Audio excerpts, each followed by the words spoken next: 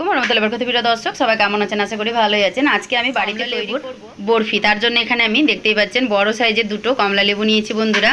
এই কমলা লেবু দুটো আমি মাঝামাঝি করে কেটে রসটাকে ভালো করে বের করে নিই। দুটোই কমলা লেবুর সুন্দর করে এইভাবে রসগুলোকে বের করে আর ছেঁকে নিয়েছি। এক বাটি আমার এখানে দেখুন রস হয়েছে। এটাকে এবারে আমি সাইডে রেখে দিব। চলে যাব প্রথমে আগে চলে এলাম আমি চুলার মধ্যে একটা কড়াই চাপি চুলার জালটাকে আমি জ্বালিয়ে দিয়েছি। আর এখানে আমি কড়াইয়ের মধ্যে দিয়ে দিচ্ছি 1 কাপ চিনি। এখানে আমি ভর্তি 1 কাপ চিনি দিয়ে দিলাম। একই কাপের এখানে আমি হাফ কাপ নিয়েছি জলটাকেও দিয়ে দিচ্ছি।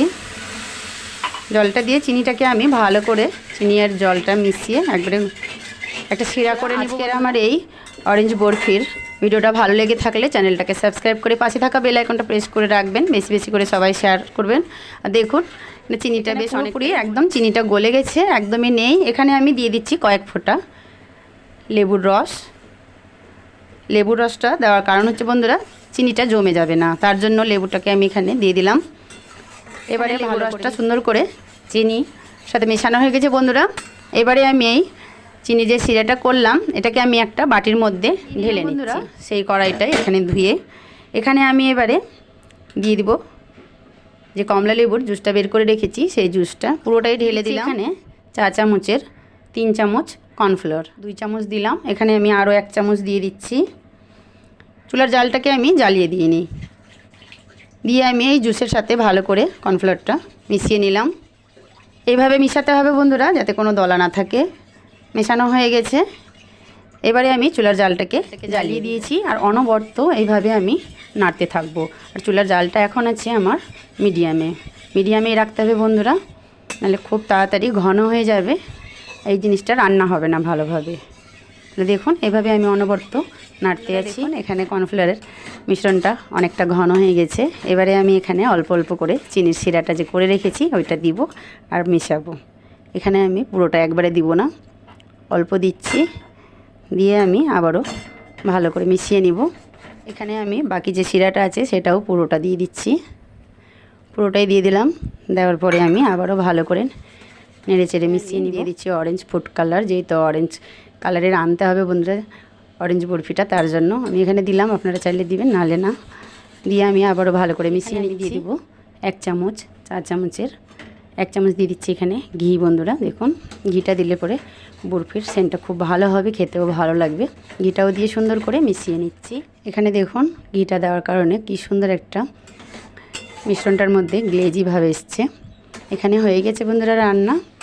এবারে আমি এটা যে পাত্রটাতে জমাবো সেই পাত্রটা নিয়ে নিব।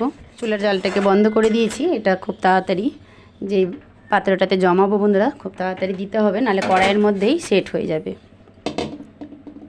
আমি এই পাত্রের মধ্যে জমাবো, তার জন্য আগে থেকেই ঘি ব্রাশ করে নিয়েছিলাম। পুরো মিশ্রণটাই ঢেলে দিচ্ছি বন্ধুরা। এইভাবে আমি 2 ঘন্টা রেখে দেবো এর উপর একটা ঝুড়ি ঢাকা দিয়ে। আপনারা চাইলে পরে নর্মাল ফ্রিজেও রেখে দিতে পারেন 1 ঘন্টা, খুব তাড়াতাড়ি সেট হয়ে যাবে বন্ধুরা।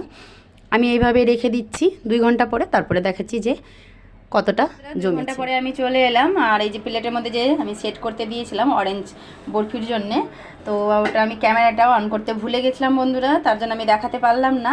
আর এটাকে প্লেটের মধ্যে ঢেলে আমি এইভাবে সুন্দর করে কেটে নিলাম।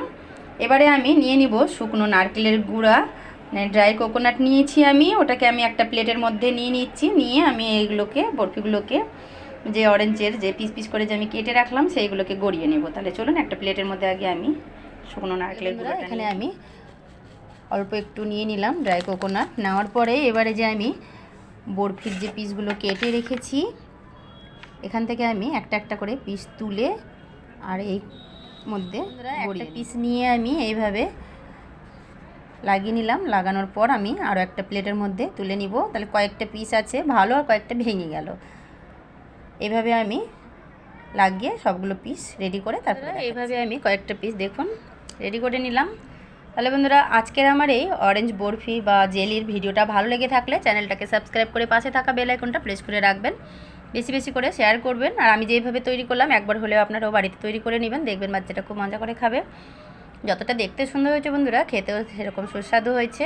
তাহলে আবারও দেখা হবে নতুন কোনো রেসিপি নিয়ে। সবাই ভালো থাকবেন, সুস্থ থাকবেন। এখানে শেষ করছি। আল্লাহ হাফেজ।